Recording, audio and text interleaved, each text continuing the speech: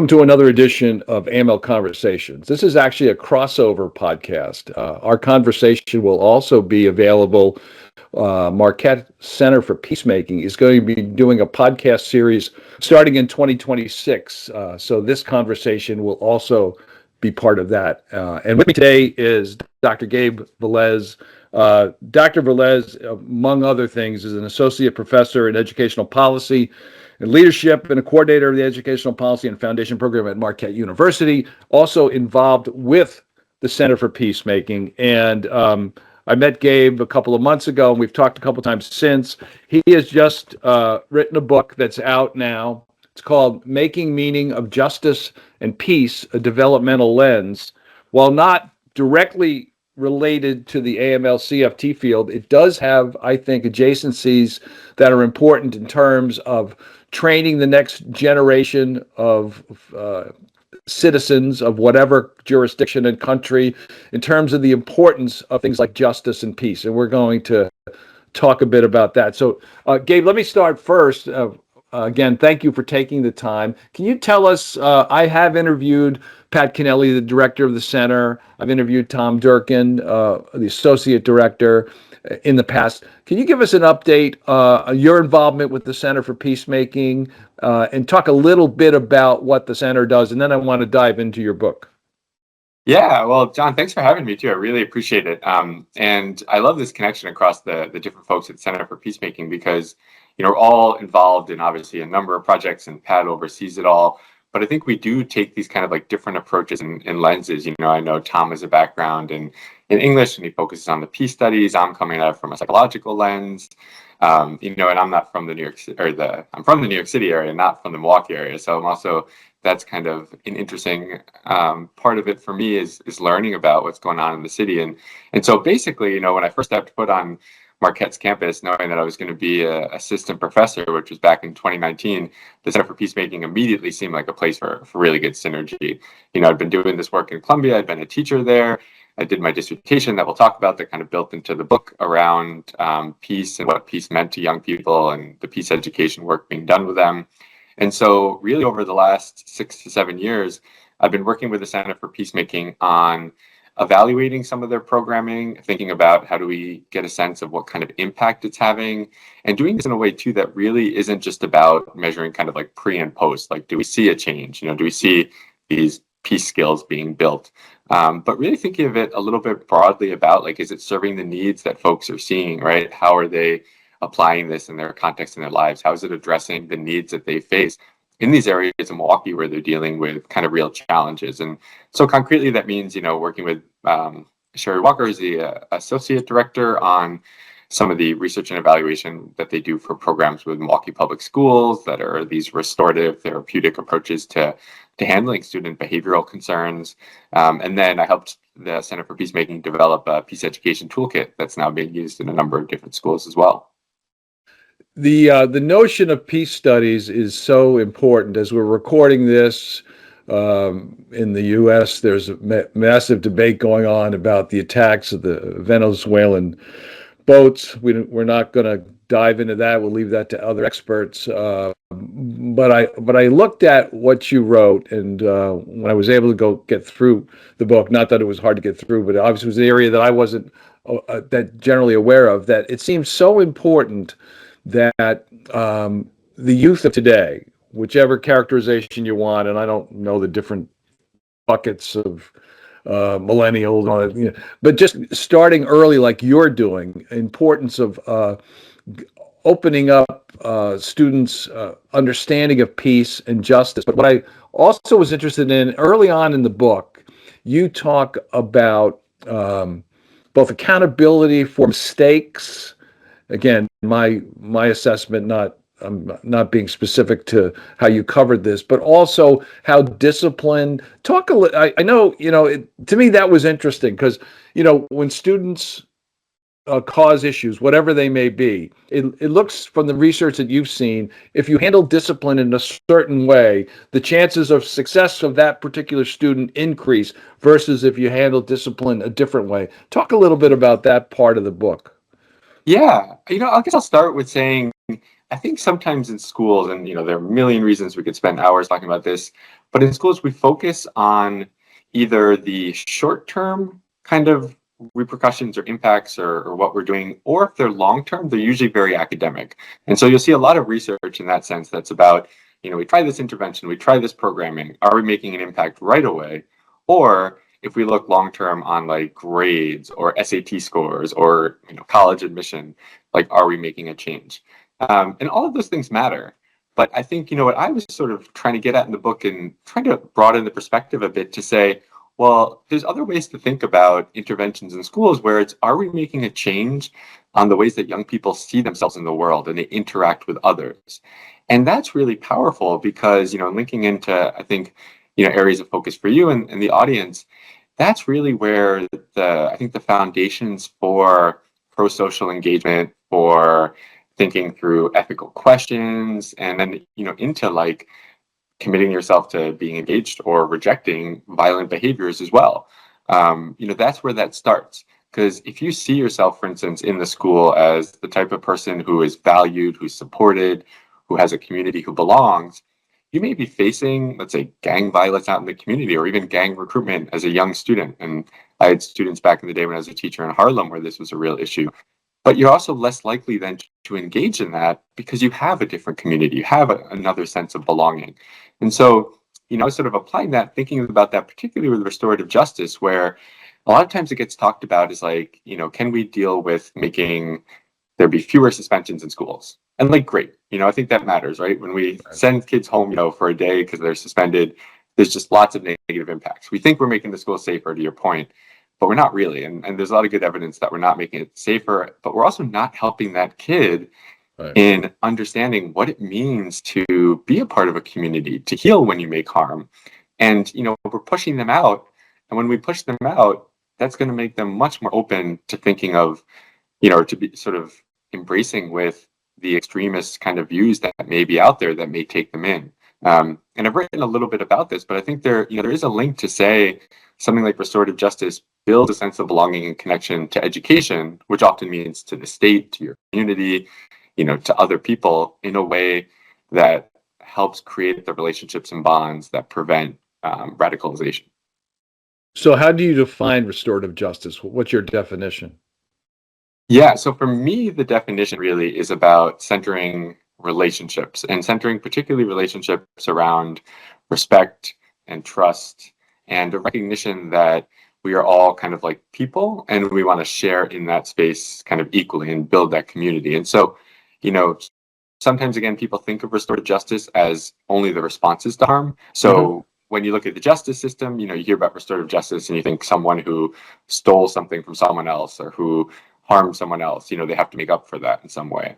Or you think about a societal level, you look at South Africa, Rwanda, or Colombia, and it's about how do we build back a sense of community altogether. But it really begins too with the stuff that you're doing before all that, and particularly in schools. It's building that community, building a sense of belonging, making students feel that they're respected, that they're heard, they're part of their school. And again, I think to me, the value of that is not just about they're going to be engaged in their school and do better in their academics, but it's also a sense of I belong to something in a community. And that's one of our core institutions in our societies, our school and education. So it sets that groundwork for then feeling like I belong to this society. I belong to this community. I'm going to be invested in its safety and its well-being and the well-being of others. How do you handle as an educator that goal when particularly now we see these excessive use of pardonings by the president of people that have been drug traffickers and bribery and corruption? In our world, in the AML space, we have seen just in the past couple of weeks a number of individuals, whether it's George Santos or whether it's the former president of Honduras, who've committed financial crime, money laundering crimes, don't seem that remorseful. Again, these are adults; these aren't children or students. Sure. And they're getting pardoned. So, as an educator, obviously, as you try to persuade and educate the younger generation on the importance of engagement and all the things that you talked about, being a good citizen, how difficult do you think, and not that you have to deal with it specifically, but maybe your peers do, how difficult does that seem to be given the environment we're in, not just in the States. We saw what happened in Brazil with Bolsonaro trying to do a coup and then almost getting out, and then Trump ending tariffs. Now, I'm not trying to dive into politics too much, but obviously with all that stuff going on, I would imagine that a student who's in a peace studies class, reading this, listening to you, saying, all right, this all sounds great, but what's going on around me? So how do you navigate that? Yeah, I'm really glad you brought that up, John, because it's funny. It really resonates with part of what I was grappling with when I was doing my research for the book in Colombia. Because at the time in Colombia, I was there during the peace process. And, on some level, there was this great sense of we're trying to end decades of violence, right? Yeah. The FARC and the government. And, that's a violence that is so complicated because it involves, the drug trade, it involves the lack of state presence, it involves resource issues, all of this. But one of the things when I talk to young people that I think they struggle at times with was saying, well, I'm hearing this about, we need to be a more peaceful society, or I'm being taught in my school, you can lead a future peaceful Colombia, but it doesn't feel real to me, right? Because at the same time, I see this happening, or I understand the world in this way, or, I believe that it's all politics. And so I don't really believe in, what they're saying. It Right. sounds nice, but it's not real. And I do wonder, and myself, I'm concerned a bit in our current moment for anyone who's doing the work with young people, whether it be college or in schools, K through 12 or any of that. If you're trying to give young people a sense of like, it matters to be ethical, it matters to treat other people well, and then out in this kind of macrosphere, using our like developmental theory kind of language, but out in society, what we're seeing in all these examples are that that's not really true. I do think young people, you kind of have two outcomes. One is they say, it all doesn't matter. And it's kind of this nihilistic, like, I can then just do whatever I want because everyone else is. Or they probably get a little disheartened. And, if they were going to be that sort of activist or that leader, they might say, I don't know if I can do that because look, it just doesn't feel like it's real and that people care about it or that it would be valued or I'd be able to do anything.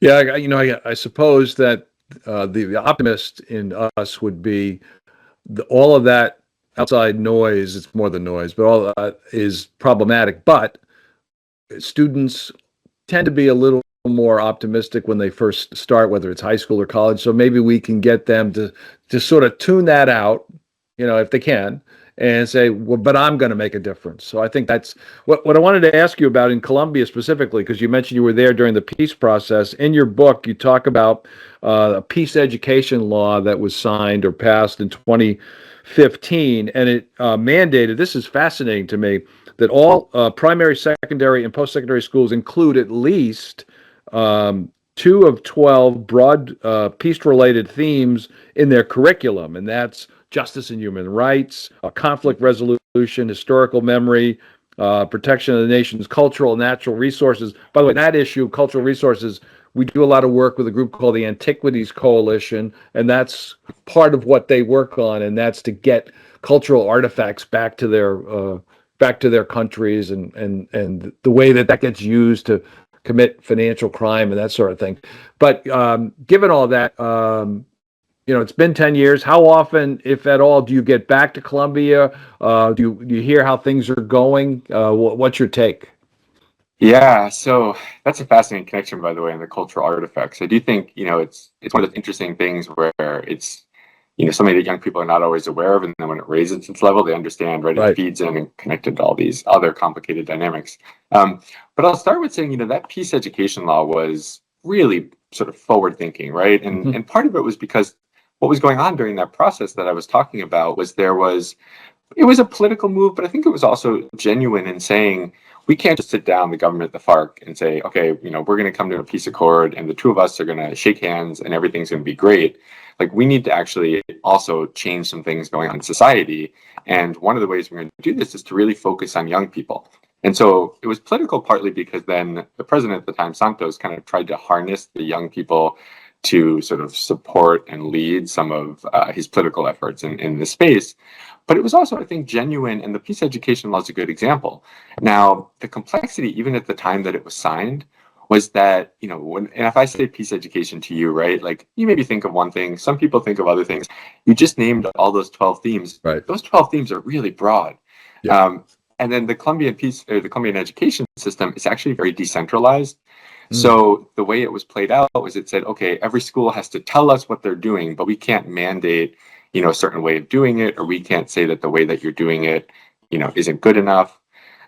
So I kind of, heard all these stories of you'd have some schools that would, do these really in-depth sort of like they change their curriculum and they would teach about peace processes and have debates in schools and all of this. And then you'd have other ones that used to have like a Little Miss, Sunshine or something, sort of like school pageant. Right. And then they changed it to be Little Miss Peace. And they said, okay, that checks our box. As time has passed, one of the complexities that I've really seen there is that the political dynamics in Colombia have made the broader peace efforts really difficult and complicated. And some of those are internal. They sort of switched from a president who was in support of this to a president who was sort of really against it. And then now they've had another president come in who you may have seen, in the news because he's all over. Even before the boat issues in the Caribbean, he was sort of fighting with Trump, and he's very leftist, and so he's created a lot of complications too. But so you have these political complications, and then what's ended up, I think, in schools is there's been a bit of sort of like a fizzling out. So a lot of those efforts that were started 6, 7, 8 years ago, they've either just sort of been forgotten or kind of pushed aside as you've had changes in ministry and all of that. Or I do think amongst young people, there's been a bit of a sense of, well, okay, if you look at the history of our country, the last, just in the short term, the last 10 years, we don't see the change actually happening. Right. And if we don't see the change, then being told and taught that it's possible and that you're going to have a part in it, kind of sounds like it's hollow a bit. What's your take of the population? What, even with the changes in administrations and the fact that some of these, from your definition, from your explanation, some of these schools sort of, like you say, check the box, others were really engaged in it. Is there still, I know you don't know everybody in the country, but is there still a sense of lack of a better term, of optimism that we still need to be understanding peace? Or I don't know, what's your take? I can see people getting depressed about it because there was this movement 10 years ago and some of it was working out, and now, like you say, changes occurred. Not that different from here, where the educational system's been attacked in terms of teaching history, and again, we don't need to go in all that. I can see some students being very, if not depressed, very skeptical. So to the extent that you're connected back with folks there, what's your take? Is there still some hope, still some sense of optimism, do you think? Yeah, and I should start, by saying that I do go back regularly. I work with some folks who are in this space who are deeply engaged in this kind of work. So, I do have a bit of a sense, even from the time that I really lived there and did the research, which was, again, almost a decade, a little under. So I think when you look at sort of surveys of Colombian citizens broadly, right, there is a lot of skepticism and a lot of probably loss of that hope that there might have been a decade ago. That being said, you raise a good point. You look across the whole world right now, I think we're seeing the reverberations of lost trust and faith and maybe even optimism, right? And that there can be something better, that we can expect more from our government, that we can expect, a more positive future if we really are devoted to it. And you're seeing that play out in politics, and I think you're seeing it play out in, economics and all of that as well. But I would say in Colombia, what I've sort of seen is that, there are a lot of folks who are deeply committed to it, and a lot of them are still continuing, but it feels like it's less kind of raised to a level of recognizing and awarding and celebrating it as much. And so, you still have wonderful foundations that are rooted in doing peace education work, but they're maybe not getting as much attention, right? There's maybe not quite as much funding opportunities for them and all of that. And the way that filters down, I think, to individual young people is probably a sense that some of the localized peace efforts might work, right? So, you're working with young people, let's say in one given school, the interpersonal element, and it comes into the restorative justice, maybe, working through conflict between you and other people in your school. I think there's still a lot of like that resonating, and they'll engage with that.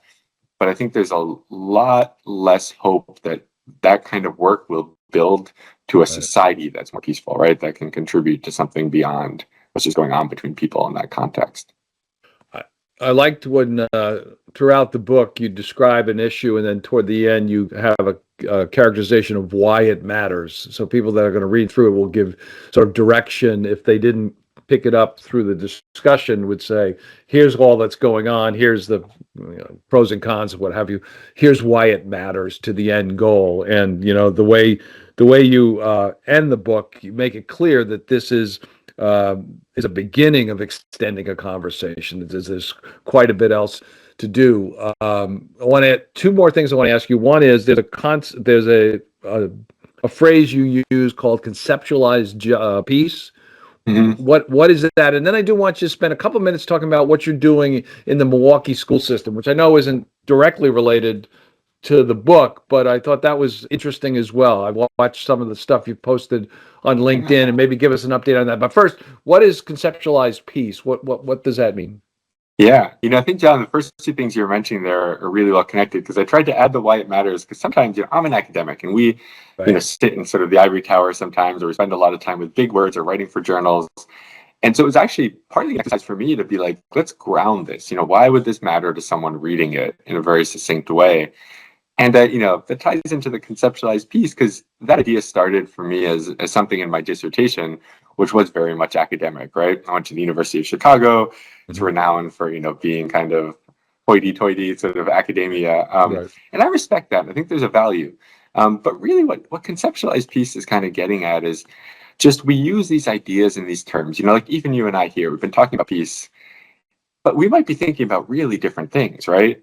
For various reasons. Like, you might be thinking in the context of the type of work that you're doing, right? Some international economics and, let's say, human trafficking, right? And then I might be sitting here thinking about peace and thinking about, like, the conflict I'm having with my neighbor, right? Which actually I Right. don't. I have pretty good relations with neighbor. But, Yeah.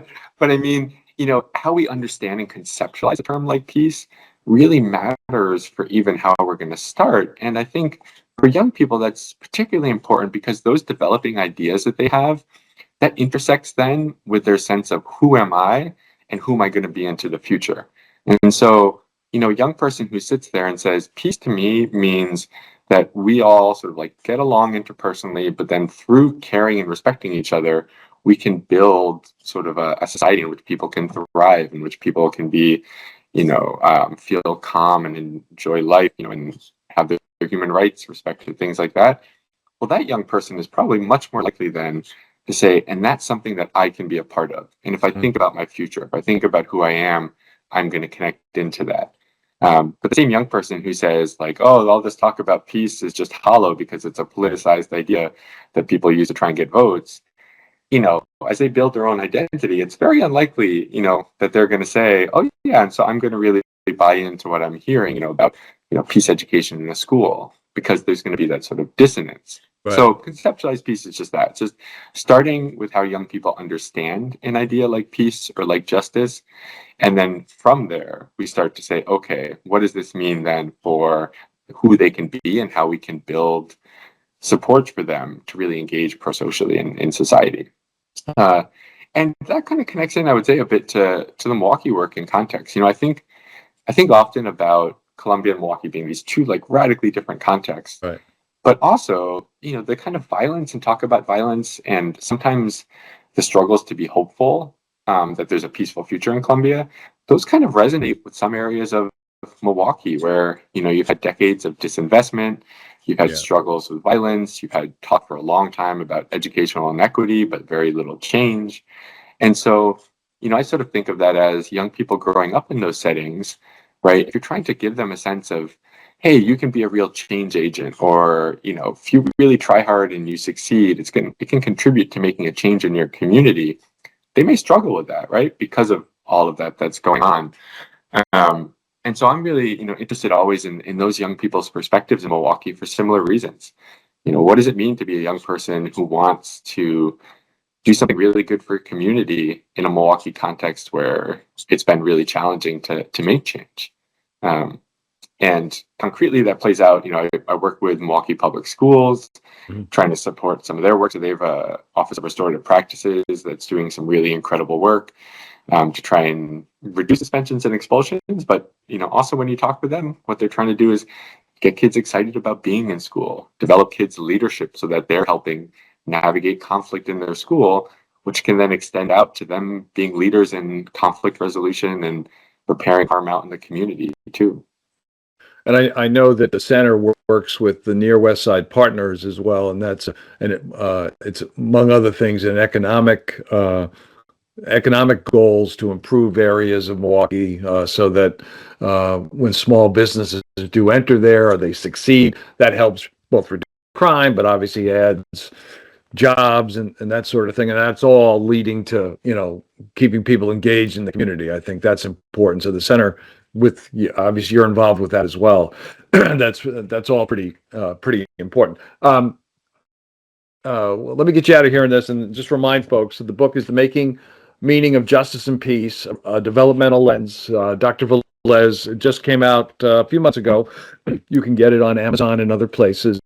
Let me get you out of here on this one. You are optimistic to a degree, right? Mm-hmm. Definitely. What is the best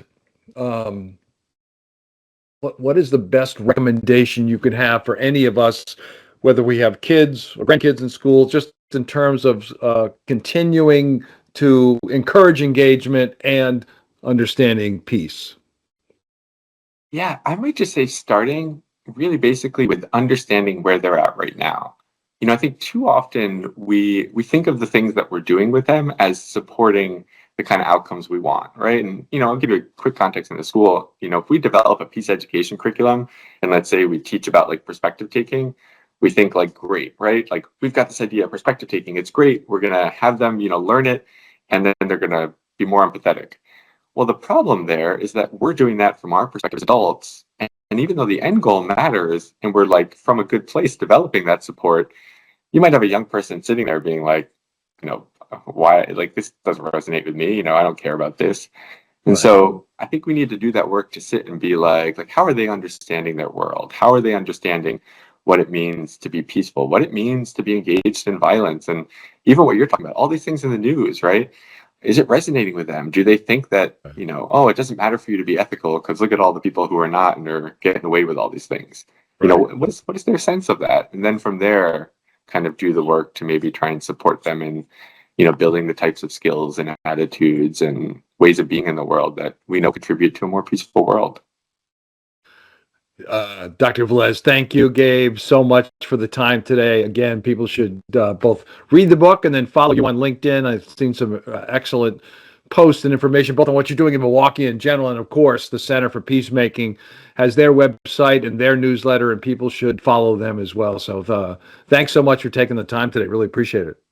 Yeah, thank you. It's been great to be here, and I love this conversation.